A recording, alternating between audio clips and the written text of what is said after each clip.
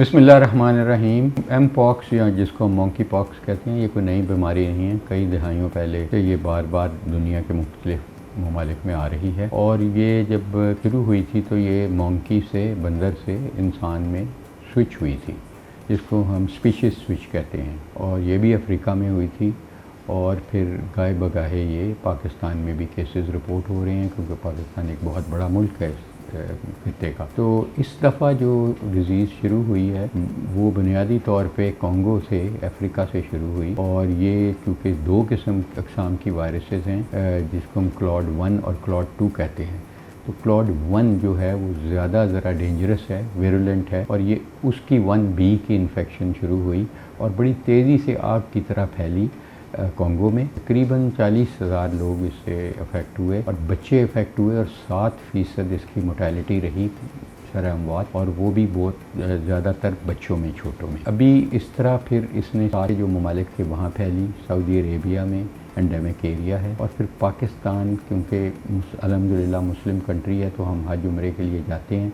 Congo से या Africa से भी लोग वहीं आते हैं तो क्लोज़ कांटेक्ट होता है, तो पाकिस्तानी भी वो लेके पाकिस्तान आ जाते हैं। सबसे पहला केस आज से कोई 1 महीना पहले हुआ मोहम्मद मुस्लिम का, जो सऊदी अरेबिया से आया शावर में, और उसको फिर क्वारंटाइन किया गया। उसने पॉजिटिव टेस्ट हुआ, लेकिन उसमें क्लॉड 2 वायरस थी, जो ज़्यादा डेंजरस नहीं है। उसको घर में ही ट्रीट किया गया और वो अब घर रूबसेत होकर जा चुका है। एक और ख़ातून में ये पॉजिटिव आया, उसकी भी ट्रैवल हिस्ट्री थी, सऊदी अरेबिया से वो आई और कश्मीर, आज़ाद कश्मीर की रहने वाली थी, और अभी वो भी घर में ही आइसोलेट हो रही हैं। तो अभी कोई ऐसा केस नहीं आया जिसको पाकिस्तान से ये बीमारी लगी हो, यानी कि इम्पोर्टेड बीमारी है प्योरली पाकिस्तान। जो पंजाब गवर्नमेंट ने एक कमेटी बनाई मेरे सरबराही में, और उसमें बहुत अच्छे लोग हैं, बड़े काबिल लोग हैं। और यही कमेटी आज से 3 साल पहले भी बनी थी मंकी पॉक्स की, मेरी ही सरबराही में। उस वक़्त मैं ज़ाहिर है मिनिस्टर नहीं था, मैं वाइस चांसलर था यूनिवर्सिटी ऑफ हेल्थ साइंसेज का। तो अभी हम उसी कमेटी के तहत वैक्सीन्स की प्रोविज़न कर रहे हैं, क्योंकि वैक्सीन जायनीज़ एक कंपनी है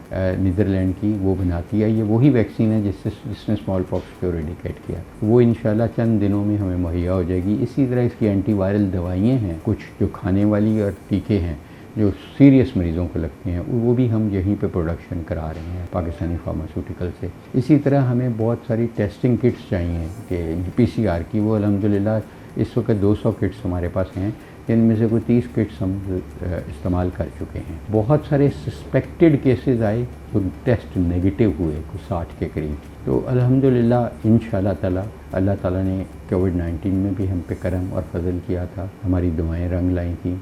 तो अपार्ट फ्रॉम एहतियात, और एहतियात इसकी ये है कि किसी भी मरीज़ को जिसको फोड़े पिंसियाँ निकले हैं या नज़ला ज़ुकाम है और उसको ये अलामात हैं, तो उसको घर में आइसोलेट कर दें, बिल्कुल आइसोलेट कर दें, और उसका टेस्ट फिर करवाइए PCR का। जब उसको फिंसियाँ निकलती हैं, उसी में से हम स्वाब लेके टेस्ट करते हैं, तो वो पॉजिटिव होता है।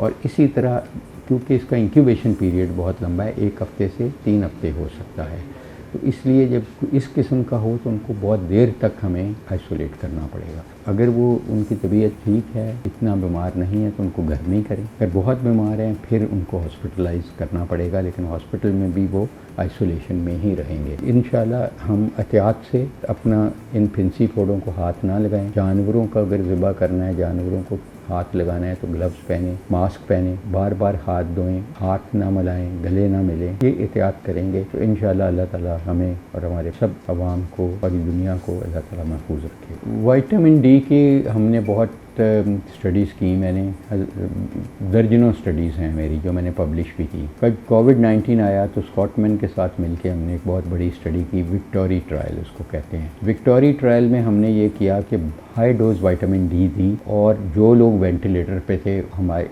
जिनको दी थी, वो वेंटिलेटर से उतरने में बहुत ज़्यादा कामयाब रहे, सिग्निफिकेंटली कामयाब रहे। जिनको नहीं दी थी और सीरियसली बीमार थे, वो उनके आउटकम इतनी अच्छी नहीं थी। तो विटामिन D का बहुत कलीदी किरदार है इम्यून सिस्टम में, ख़ासकर जो इम्यून सिस्टम के अंदर सेल्स हैं, आपके इम्यून सेल्स हैं, उनकी सिग्नल की ट्रांसमिशन में vitamin D vital role play करती है। अगर विटामिन D कम है आपकी बॉडी में और उन सेल्स में भी कम है, तो इम्यून सिस्टम या तो ओवर फंक्शन कर जाता है या अंडर फंक्शन करता है। तो इसलिए तमाम वायरल इन्फेक्शन में विटामिन D का बहुत ज़्यादा रोल है, और अनफॉर्चुनेटली पाकिस्तान में 80% लोगों की विटामिन डी कम है या शदीद कम है। तो इसलिए बजाय विटामिन डी को टेस्ट कराएं, मैं समझता हूँ कि हमें वैसे ही विटामिन डी का एक कैप्सूल 2 लाख यूनिट का सनी डी हर 2 हफ्ते बाद लेते रहें। ख़ासकर इन दिनों में जबकि वबाई अमराज बहुत फैल रही हैं, उससे अव्वल तो वबाई अमराज की वायरस आपको लगने से भी बचाती है, विटामिन डी फेफड़े में या जल्द में लगने से भी बचाती है, और अगर लग जाए तो उसकी आउटकम बहुत बेहतर है। इसलिए मैं समझता हूँ कि ये अल्लाह ताला